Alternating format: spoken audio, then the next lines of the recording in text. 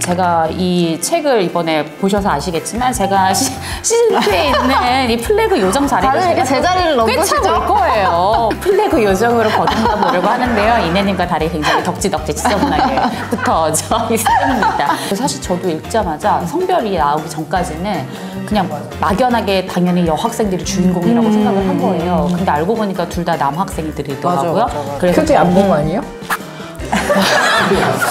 점점점.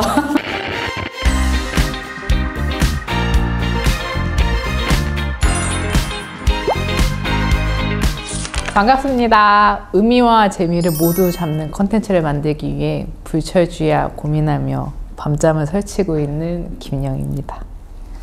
이렇게 시작부터 거짓말을 하시면 안 되는데 밤잠을 설치기는커녕 불철주야 몇 말인가요?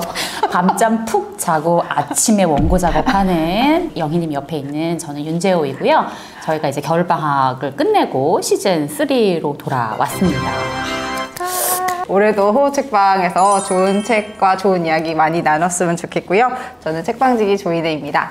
저희가 이번 시즌부터는 책에 따라서 조금 1, 2부를 나눠서 구성하는 책도 생길 수 있을 것 같아요. 그래서 저희가 오늘 처음 소개할 책, 이 하라의 세계가 열리면, 이 책은 이제 1, 2부에 나눠서 구성을 해보려고 하는데요. 1부에서는 줄거리와 매력을 중심으로 먼저 독자님들께 같이 한번 말씀을 드려보도록 하겠습니다. 따끈따끈한 신작이에요. 올해 1월에 나왔는데요. 전 이 책을 읽고 미리 여러분들께 말씀드리자면 저는 약간 올해의 청소년 소설 중에 하나다라고 생각했어요. 아직 2월인데요? 조금 섣부르긴 했죠? 많이 섣부르네요. 많이 섣불러요. 근데 조금 저는 되게 인상적이었던 게 구성이 너무 쫀득쫀득하고 그 문장이 되게 섬세해요. 그리고 저는 이걸 두 개 다 갖춘 소설을 되게 오랜만에 접했는데? 라는 생각이 들어 되게 좋았습니다. 줄거리 소개를 드리자면 하라는 중3이에요. 입시 준비를 하는데 하라가 원래 그림 그리는 걸 되게 좋아했기 때문에 예고 입학을 준비합니다. 그런데 갑자기 부모님들이 하라를 예고에 보내겠다라고 마음을 먹고 나니까 너무 푸시를 심하게 하는 거예요. 그래서 그런 압박과 부담감에 좀 시달리던 중에 하라가 예고 입시에 실패해요. 그리고 나서 부모님과 독일 여행을 떠나는데 독일 여행에 가는 이유조차 하라에게 좀 마음을 위로해주겠다 이런 게 아니라 거기서 많은 그림을 보고 마음을 다잡으렴, 너는 인문계 고등학교에서 할 수 있어, 이런 의도로 그림 여행을 떠납니다. 그러던 중에 하라가 우연히 사고를 당하면서 평행우주 세계로 날아가요. 평행우주 속에 다른 세계로 날아가는데 자기와 외향이 똑같은 그 그림을 사랑하는 친구인 리온을 만납니다. 근데 리온과 가장 큰 차이는 하라는 책임감, 합격하고 싶다는 부담감, 이것 때문에 그림에 매진했다면 리온은 정말 순수하게 그림을 좋아하는 아이예요. 리온과 하라가 만나서 일어나는 일을 담은 소설인데요. 책방지기님은 이 책의 매력을 무엇이라고 생각하셨나요? 소설을 읽는 동안 되게 한편 영화를 보는 것 같았고 처음과 끝이 굉장히 잘 짜여져 있는 소설이라는 생각이 들었습니다. 그래서 자꾸 읽으면서 이게 영상으로 만들어지면 어떻게 구현이 될까? 이게 만약에 이 심리를 이 어떤 배우가 연기를 한다면 어떤 표정으로 드러내게 될까? 이런 걸 자꾸 생각하게 되더라고요. 이 장면에 대한 몰입과 스토리 전개, 그리고 이 인물들의 심리에 대한 묘사가 굉장히 잘 조화를 이루고 있는 되게 좋은 소설이라는 생각이 들었습니다. 제가 이 책을 이번에 보셔서 아시겠지만 제가 시즌2에 있는 이 플래그 요정 자리를 다들 이렇게 제자리를 넘보시죠? 꿰차볼 거예요. 플래그 요정으로 거듭나 보려고 하는데요. 이내님과 다리 굉장히 덕지덕지 지저분하게 붙어져 있습니다. 근데 이렇게 붙인 이유가 있어요. 왜냐하면 아까 구성이 쫀득쫀득하다고 하셨는데 이 책이 뭔가 한 번 읽어서는 의미 파악이 쉽지가 않습니다. 왜냐하면 작가가 굉장히 매력적으로 떡밥을 뿌려놓기 때문인데요. 이 책에 나오는 대표적인 떡밥이 회색 눈동자예요. 그래서 이 작품의 곳곳에서 회색 눈동자가 굉장히 여러 번 나오는데 하라가 독일에서 길을 가다가 마주친 화가의 눈빛도 그렇고 그리고 화가를 철길에서 구해준 사람의 눈빛 또 리온의 눈빛도 회색 눈동자란 말이에요. 그래서 이게 도대체 어떻게 연결되는 건가 막 너무 궁금해가지고 저희끼리 와서도 도대체 이 회색 눈동자 뭐냐 의견이 분분해서 이 앞에 계신 출판사에 계신 편집자님들께도 막 여쭤봤어요. 이거 출판사에서는 결론이 어떻게 났냐. 너무 어렵다 했더니 여기 계신 분들도 그냥 열린 결말이다 라고 얘기를 해주셨는데 그만큼 읽고 다양하게 이야기를 해볼 수 있는 거리가 넘치는 소설이다라는 것을 매력 포인트로 얘기하고 싶습니다. 저는 이 작가님이 엄청 책임감 있는 사람이라고 생각을 한 것이 떡밥을 던지는 건 쉽잖아요.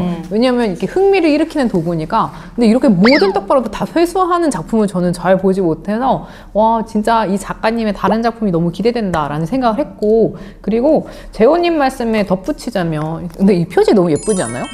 표지 너무 잘 그렸죠. 남학생이 너무 섬세하게 생겼어요 여기. 그러니까 저는 항상 그 청소년 소설들 읽을 때 요즘 되게 와일드한 남학생이 주인공이거나 혹은 섬세한 여학생이 주인공이거나 한 것들이 많아서 그럼 섬세한 남학생의 이야기는 누가 해주지? 라는 생각을 좀 항상 가지고 왔었는데 여기서 이전에서 보지 못했던 섬세한 남자 주인공이 섬세한 고민을 하는 걸 보고 아 그런 것에 목말라 했던 남자친구들이 되게 호응을 하겠다라는 생각도 해보았어요. 맞아요. 그래서 사실 저도 읽자마자 성별이 나오기 전까지는 그냥 맞아. 막연하게 당연히 여학생들이 주인공이라고 생각을 한 거예요. 근데 알고 보니까 둘 다 남학생들이더라고요. 맞아. 그래서 표지 안 본 거 아니에요? 점점점. 저는 이 작품을 읽으면서 이 좋아하는 것을 다 대하는 사람들의 태도가 모두 같지는 않다라는 생각이 들었는데 사실 좋아한다라는 말 안에 되게 다양한 감정들이 들어있잖아요. 좋아한다 하면 무슨 감정이 떠오르세요? 갑자기 물어서 지금 따끈따끈 되지 않았지만 하지만 저는 두 분을 좋아하는 것을 알고 있습니다. 그래서 그 안에 뭔가 그 사람에 대한 열정도 있을 수 있고 사랑도 있을 수 있고 한편으로는 쉽게 다가가지 못하는 머뭇거림도 있을 수도 있고 뭔가 이렇게 현실과의 이렇게 상황과 타협을 통해서 좌절하는 감정도 있을 수 있고 이 좋아한다라는 감정 안에 되게 다양한 층위의 감정들이 있는데 이 소설 자체의 매력은 어떤 것을 좋아할 때 우리가 하나의 정답이 있는 건 아니야. 그리고 네가 어떤 선택을 하든지 그 상황에서 네가 했던 그 선택은 최선의 선택이었을 거야 라는 생각을 하게 해주더라고요.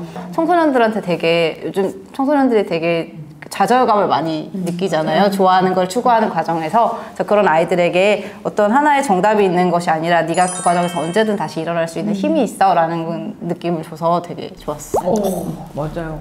저도 그 좋아하는 것을 두고 하라와 리온이 나누는 대화가 되게 인상적이었는데 저는 138쪽에 하라가 자기도 그림을 좋아한다고 생각했지만 그 입시에 대한 압박 때문에 그 마음이 내가 진짜 좋아했나? 라는 생각을 갖게 되잖아요. 그런데 정말 순수하게 리온이 그림을 좋아하는 것 같으니까 리온한테 이렇게 묻거든요. 온 마음을 다했는데도 이루지 못하면 그 다음엔 어떻게 해야 할까? 너는 그런 것이 있어? 이렇게 질문했는데 제가 이 질문을 읽는데 약간 심장이 쿵 하는 거예요. 저는 리온의 답이 너무 제가 생각하지 못한 제3의 영역이었던 거예요. 그러니까 저는 좋아하는 것에 대할 때 좋아하는 것을 선택한다, 포기한다. 이거 둘만 놓고 생각을 했는데 리온이 뭐라고 이야기하냐면 좋아하는 것이 있다는 건 되게 중요한 일인데 리온은 자기가 그림을 좋아하기 때문에 그림을 자기가 바라는 만큼 그리지 못하는 자신을 더 발전시키기 위해서 계속 뭔가를 노력하고 있는데 그게 되게 힘들긴 해 라고 이야기를 해요.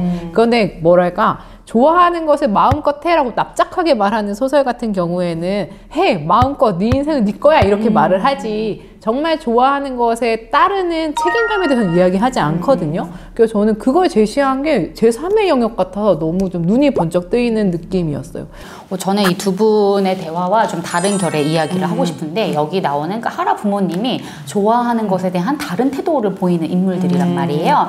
그래서 제가 읽고 싶은 대사는 76쪽과 77쪽에 나오는 그 아빠의 대사인데 아빠가 하라한테 뭐라고 얘기하냐면 이제 하라가 미술을 하겠다고 하자 앞으로는 딴 생각 말고 확실히 해. 이제부터는 취미가 아니야. 라고 이제 말을 던진단 말이에요. 그래서 여기 보면 그 아빠는 그냥 온 맘 다해 하는 걸로 만족하는 게 아니라 뭔가 성과와 결과가 있어야 너의 과정을 쳐줄 수 있어 라고 얘기하잖아요. 그러니까 온 맘 다해 하는 걸로는 부족해 라고 얘기하기 때문에 저는 이 아빠의 말이 내가 그동안 학생들한테도 조언이랍시고 해왔던 말들이 아닌가라는 생각이 들었단 말이에요. 그러니까 너가 뭘 하려고 했으면 이제부터는 다 접고 그것만 온전히 봐야 돼. 그래야 결과가 나와 라고 했었던 저의 말과 되게 이제 저의 말을 볼 수 있는 말이라서 이 대사가 인상 깊었고 또 사실은 영희님이 조금 전에 마음껏 뛰어드는 일에 대해서 얘기하긴 했지만 저희 중에 가장 대표적인 성과주의자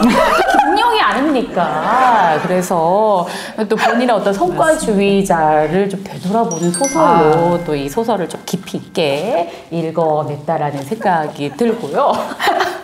그리고 저는 여기서 보면 하라가 노력은 또 노력을 안 하진 않았어요. 노력을 또 굉장히 성실하게 열심히 해요. 근데 이 노력이 결과로 보상받지 못했을 때 하라가 다 때려치고 싶고 다 그만두고 싶고 그런 마음을 먹게 되잖아요. 근데 저도 좀 그랬었던 것 같고 저는 특히나 학창 시절에 제가 보기에는 근데 그 친구가 실제로는 노력을 많이 했을 수도 있지만 제 기준에 겉으로 슬렁슬렁 하는 것 같은데 결과가 좋은 친구들이 너무 부러운 거예요. 왜냐면 나는 되게 노력형이라고 스스로 생각을 하니까 나도 저 친구들처럼 천재가 되고 싶다 이런 생각을 좀 많이 했었는데 이 소설을 읽고 나니까 노력하는 것 자체가 또 되게 귀한 자질이고 또 누군가가 이렇게 한결같이 노력할 수 있다는 것도 되게 소중한 일 아닌가라는 생각이 들어서 어떤 결과와 상관없이 노력할 수 있는 에너지를 가지고 있는 나 자신을 조금 더 받아줘야겠다